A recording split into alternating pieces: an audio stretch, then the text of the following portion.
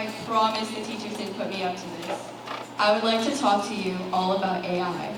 It's everywhere, and for good reason. It's simpler and more efficient, so I completely understand why almost all of us use it. I have to admit, I've used it as well. School can be so annoying, not even hard, just annoying and tedious, so I totally get it. It is an amazing technology, capable of gathering information at a flash, generating images, finding the solutions to problems, and even texting you back. The problem with AI is the way that we humans decide to harness such a powerful tool. I'm an artist, so my main problem with AI has to do with the arts. I hope we can all agree that AI-generated art is not art. Not only does it steal from true artists' work, but it also damages artists' career by placing less value to the skill and effort that it takes to become proficient enough to be recognized. And the same goes with writing. I'd argue that writing is art, only painted with words and imagination. Poetry, for instance. How can it be that such an iconic marker of Emily Dickinson's famous poetry, the M dash, has become a marker for an inhuman paragraph? Even that boring essay you have to write. It comes from your imagination, your mastery of words, and how you choose to craft them in order to drive home an abstract idea. I would even go so far to say that handwriting, something that we used to practice since we were kids, something that used to be considered a form of art, a skill so prized that people used to pay to turn beautiful words into beautiful letters, a marker of style, personality, and tone, has so deteriorated that now we just type everything. Everything looks the same that way. How boring. All of these things that I believe are markers of human beings, expressions of our souls and our true selves, are beginning to be lost to software. Of course, AI will not disappear. It's too useful.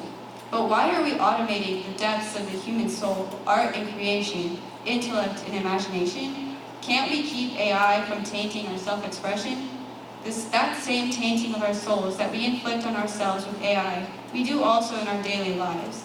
I think the trick comes from automating the right things. What if we turn taking care of ourselves into a habit? Turn it into something automatic, almost as allowing AI to respond to our needs. For example, eating correctly and often, sleeping at least 8 hours, and putting our phone down. But what if we took this even further? We can automate our genuineness. Let's turn off all those voices that whisper to you that you are not enough, ugly, or boring. Those voices that cripple you until you are hyper-aware of every movement, every cough, every sound that your bracelets make against the desk until you stop wearing them for years. But what if we began automating the virtues as well? Virtues are simply good habits after all. In making these things automatic, we can put our energy into actually thriving instead of surviving.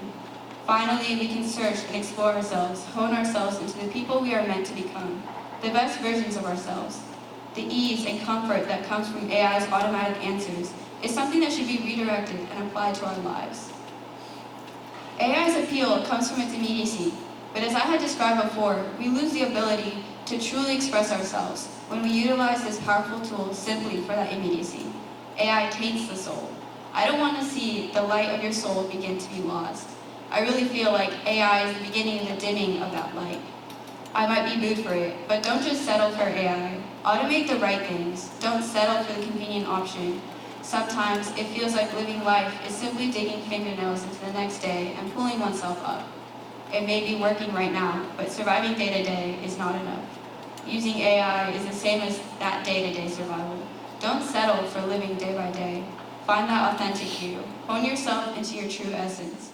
There are people that want to see it. I'd like to thank a few people who have driven this lesson home over my 4 years here. First of all, thank you to God for the blessings and graces He has made so abundant to me. To my brother Andy, however many times we yell and fight, my heaven on earth was fighting over the video game pad and who gets player one. To Amelia, the sister I had been praying for so long. For my mom, for trying her best to understand me and her never-ending effort. And to my dad for teaching me the value of logic and solutions and working so hard to give our family the opportunities that he never had.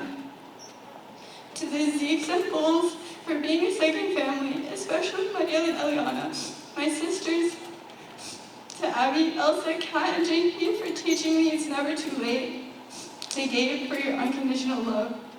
And thank you to all of you, especially the senior class. Every experience has affected me, no matter how infinitesimal it may seem.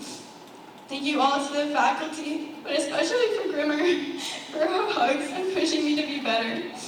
Thank you to Mrs. Beasley for her endless understanding and joy, Miss Moreno for hyping me up in my academics even when I bite off more than I can chew, Miss Dory for letting me rant, Mr. Villarreal for his patience and sarcasm, and Miss Ashbauer, my queen and role model. I want to learn how to think just like you. Thank you.